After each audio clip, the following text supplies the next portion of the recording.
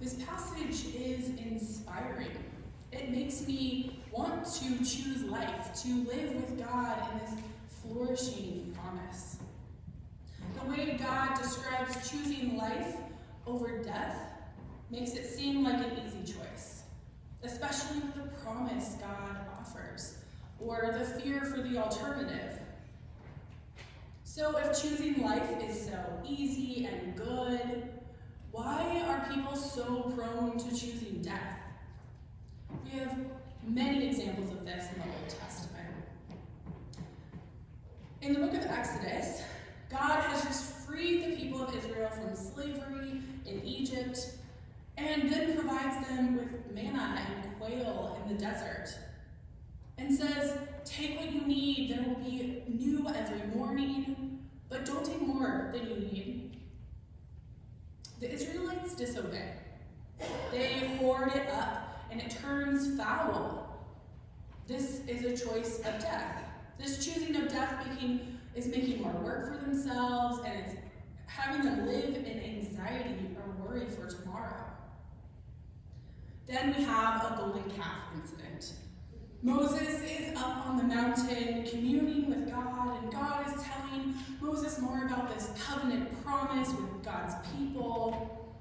And just down the mountain are the Israelites thinking, Moses is taking too long. I guess it's time for us to take matters into our own hands. So they go to Aaron, Moses' brother, and they say, you need to help us make a golden calf. So they create this idol. It's quite the contrast of God communicating this divine promise with Moses to the Israelites choosing death by putting their trust into a trinket idol that's melted down from their wives' jewelry. This choice between life and death is not just an Old Testament thing or example. I think this is what Jesus is referring to in the passage that Don read for us earlier. In this Sermon on the Mount text, Jesus is not giving us a moral standard, but is leading us to choose life. He's not just saying, don't murder, don't be angry, because that's a bad thing to do. No, murder and anger leads us to this death, this idea of death. Instead, live in forgiveness and good relationship, because that will bring you life. In the same way, adultery and always longing after the things you don't have is death. Life is showing respect to those you're in a relationship with and offering dignity to the bodies of others. So there's lots of ways that we have, opportunities we have to choose between life and death. Why are we so prone to choosing death? I think one reason is that we're really good at making our death choice look like it's a life choice. Come back with me, we're in the Garden of Eden, it's beautiful. Eve and Adam have everything besides that one piece of fruit, but they have everything. They have relationship and love, they have purpose. But they convince themselves that the good thing will be to eat this piece of fruit. It's not the good thing. We do this all the time in our own lives, making death look like life. We might say, I spend too much time at work, and it's really putting a strain on my family relationship. But, I'm working really hard for the life my family wants, so it's okay. Or I've been spending a lot of time playing video games, and I know it's making me anxious about not getting my work done, or, I haven't talked to my roommates in a long time, which is making me feel kind of lonely, but I really deserve a break. Or maybe those shoes are really cute, kind of expensive, but I'll just save money next month. I'm not saying that work or video games or shoes are always bad, but the habit of the ways we justify bad habits or the ways we don't truly acknowledge the effect they have on our bodies or the bodies of others is death dressed up as life. I think another reason why we don't always choose life is because it's really hard. The examples that I gave earlier Take the manna story. It's teaching us to let go of our control. This is not an easy thing to do. Imagine you are an Israelite mother wandering in the desert with your children. This letting go of control feels like you're not taking responsibility for your family. It's trusting that God will not only feed you, but will feed your children. And Jesus teaches us this hard truth too, that we need to forgive those who have wronged us or seek forgiveness when we have done wrong. That's really hard. I know it's something I struggle with always. And he goes even to the more extreme, saying you need to tear out your eye or cut off your hand if it's causing you to sin. Sometimes the easier or the shinier choice is the one that leads down the path of death. But God tells us it's so much better to choose life.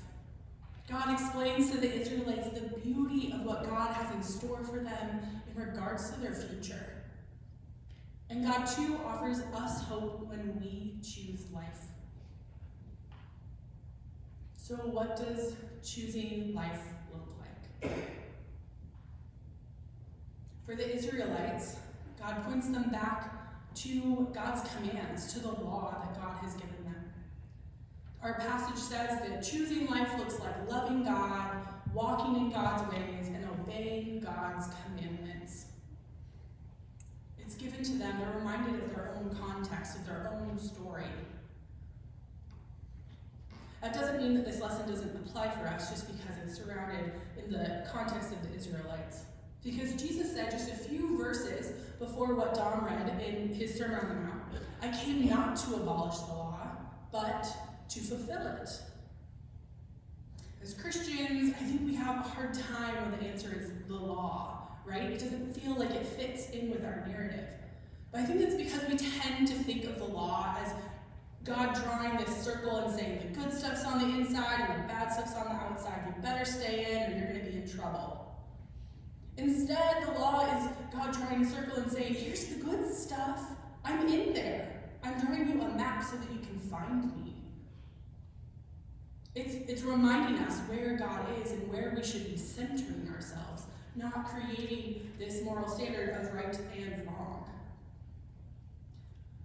And even with this beautiful idea of God at the center, we're not going to be following every last piece of the Old Testament law in our modern lives. It just doesn't work. But I think we can turn to Jesus. And what Jesus says of the law, the greatest of the commandments are this: love the Lord your God and love your neighbor as yourself. This reminds me of the story of Peter and Jesus. When Jesus is arrested, Peter is kind of lingering at the fringe, and he denies Jesus 3 times. This is a huge betrayal for a disciple of Jesus. And Jesus dies. And Peter is wrapped up with guilt and with shame. But Jesus is resurrected. And Peter gets to have another conversation with Jesus. And in this conversation, Jesus asks him, Peter, do you love me? And when Peter says yes, Jesus says, then feed my sheep. Friends, choosing life is to love the Lord your God and to love your neighbor as yourself. The neighbors, the sheep of God. Friends, do you love the Lord your God? Help those around you to flourish. Teach your kids to be kind. Speak up for those in the margins. If choosing life is living into loving God, walking in God's ways, and following God's commandments, when is a time that you have chosen life over death? As I was reflecting on this question, what came to mind was a conversation I was having with a friend back in seminary. When you're a senior, you're invited to plan and lead a senior chapel service. It's normally a celebration, a culmination of what you've learned. You invite your mentors and your good friends who've supported you along the way to come and help you in leading. And I was sitting down with a friend who was planning her service, and she was trying to decide who she wanted to participate. And she was on the fence about this one friend because his belief system, his tradition, said she shouldn't be called to ministry. She shouldn't have a place in the pulpit. She shouldn't be ordained because she's a woman.